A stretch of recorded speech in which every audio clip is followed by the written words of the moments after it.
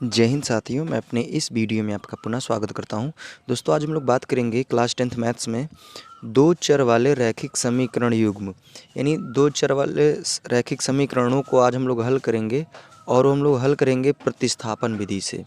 तो प्रतिस्थापन विधि, हालांकि इसकी तीन विधियां हैं, जैसे पहला है प्रतिस्थापन विधि, दूसरा है विलोपन विधि और तीसरा है वज्र गुणनखंड विधि।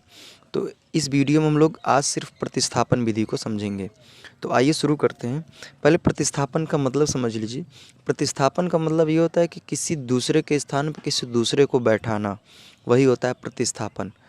तो जैसे यहाँ पे दो समीकरण दिए, यहाँ पे तीन सवालों को हम डिस्कस करेंगे। तो पहले सवाल की हम बात करें तो मान लीजिए ये दो चर वाले रैखिक समीकरण दिए गए हैं। तो इसको हम समीकरण 1 मान लेते हैं, इसको समीकरण हम 2 मान लेते हैं। इसमें देखिए दो चर दिए हैं, एक x है दूसरा y है, तो इसलिए ये दो चर है। और समीकरण का मतलब होता है कि इसमें दो पक्ष होना चाहिए, तो इसमें दो पक्ष आप देख पा रहे हैं। तो आइए शुरू करते हैं। तो पहले समीकरण यहाँ पे हम लिख लेंगे x + y = 14, यानी 14 दिया है। ये पहला समीकरण। दूसरा समीकरण क्या है, देखिए हम यहाँ से क्या करेंगे, एक काम करते हैं, इस y को हम उधर ट्रांसफ़र कर लेते हैं। तो इसको अगर हम लिखना चाहें तो हम लिख सकते हैं x = 4 + y, क्योंकि अगर इस माइनस को उधर भेजेंगे तो प्लस हो जाएगा। अब हमें करना क्या है कि इस x के स्थान पे इस x का मान रख देना है बस। तो चलिए रखते हैं।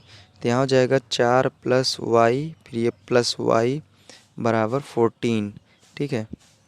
अब ये हो जाएगा 4 प्लस ये y हो जाएगा 2y = 14, ठीक है। अब हमें करना क्या है, तो यहाँ से ये 4 उधर जाएगा तो हो जाएगा 2i = 14 - 4, ठीक है।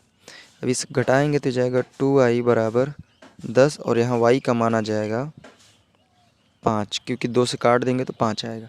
तो y का मान 5 आ गया। अब हमें x का मान बताना है। तो y का मान चाहे समीकरण 1 में चाहे समीकरण 2 में रख दीजिए, आपका x का मान आ जाएगा। चलिए हम 2 में रखते हैं। तो यहाँ हो जाएगा, लिखेंगे y का मान समीकरण 2 में रखने पर, तो ये हो जाएगा x - y का मान 5 = 4, ठीक है। ये 4 अभी उधर जाएगा तो जाएगा x = 4 + 5, यानी फाइनली आपका x बराबर आ जाएगा 9। तो यहाँ से हमने क्या किया, प्रतिस्थापन विधि द्वारा दो चर वाले रैखिक समीकरण के जो मान थे x और y का, वो हमने प्राप्त कर लिया। आइए अब इसी तरह हम लोग दूसरे क्वेश्चन पर चलते हैं। देखिए दूसरा क्वेश्चन, पहले इसको हम लोग थोड़ा सा और स्टैंडर्ड रूप में बदल लेते हैं। इसको समीकरण 1 मान लेते हैं, इसको थोड़ा सा स्टैंडर्ड रूप में बदलेंगे। तो इसका इसमें गुणा करेंगे तो नीचे आ जाएगा 6, और इसका इसमें करेंगे तो जाएगा 2s प्लस इसका इसमें करेंगे तो जाएगा 3t = इधर हो जाएगा 6। अब इधर 6 का मल्टीप्लाई इधर हो जाएगा तो जाएगा 2s + 3t = 6 का इधर मल्टीप्लाई करेंगे तो जाएगा 36, यानी 6 × 36। अब इसको हम क्या करेंगे, समीकरण 2 इसको मान लेंगे, ठीक है। अब हमें करना क्या है, इसमें विलोपन विधि द्वारा करना, विलोपन नहीं, प्रतिस्थापन विधि द्वारा। तो प्रतिस्थापन का मतलब होता है किसी एक के स्थान पे किसी दूसरे को रखना। तो एक काम करते हैं, यहाँ पे अगर समीकरण से 1 से हम देखेंगे तो ये t को उधर पलट दीजिए तो हो जाएगा s = 3 + t। तो आप क्या करिए, इस s का मान यानी 3 प्लस जो t है इसको यहाँ पे आप रख दीजिए, यानी समीकरण 2 में। तो s का मान हम रखेंगे तो जाएगा 2, s का मान हो जाएगा 3 + t प्लस इधर हो जाएगा 3t = 36, ठीक है। अब इस 2 का अंदर मल्टीप्लाई करेंगे तो जाएगा 6 + 2t प्लस इधर हो जाएगा 3t = हो जाएगा 36। अब इधर हो जाएगा 6 प्लस ये हो जाएगा 5t = 36, और उधर 6 को उधर ट्रांसफ़र करेंगे तो जाएगा 5t = 36 - 6।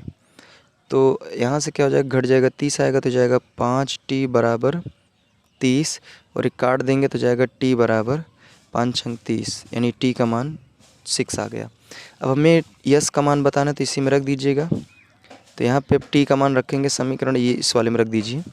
तो यहाँ हो जाएगा s = 3 + t का मान 6, तो s बराबर हो जाएगा 9। तो यानी हमने यहाँ पे s और t का मान प्राप्त कर लिए प्रतिस्थापन विधि द्वारा। उसी तरह अब आइए हम लोग तीसरे क्वेश्चन पर चलते हैं। तीसरे क्वेश्चन में भी ऐसे ही करना है। इसमें क्या करेंगे, देखिए जैसे एक काम करते हैं, समीकरण 1 इसको मान लेते हैं, समीकरण 2 इसको मान लेते हैं, ठीक है।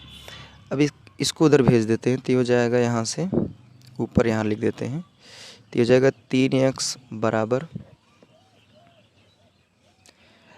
y उधर जाएगा तो जाएगा 3 + y, यानी 3x का मान हमने 3x बराबर लिख दिया 3 + y।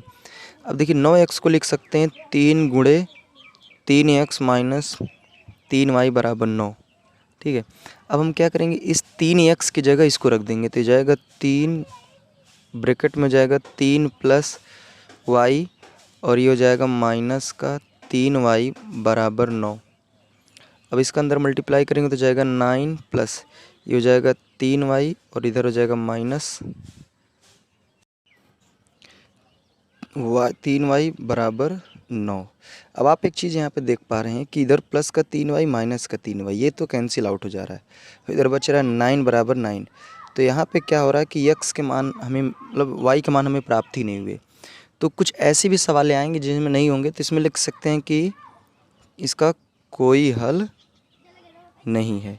कुछ सवालें ऐसी आएंगी जिसमें कहा जाएगा कि x और y के मान बताइए प्रतिस्थापन विधि से, तो देखिए यहाँ पे पूरा कैंसिल आउट हो गया, तो इसको हम कह सकते हैं इसका कोई हल नहीं है। तो उम्मीद करूँगा दोस्तों आज हमने बात किया दो चर वाले रैखिक समीकरण युग्म और वो प्रतिस्थापन विधि से हमने सीखा। तो उम्मीद करूँगा ये वीडियो आपके लिए काफ़ी हेल्पफुल रहा होगा। अब दोस्तों दीजिए इजाज़त, इसी तरह मिलेंगे अगले टॉपिक पर, तब तक के लिए जय हिंद, वंदे मातरम।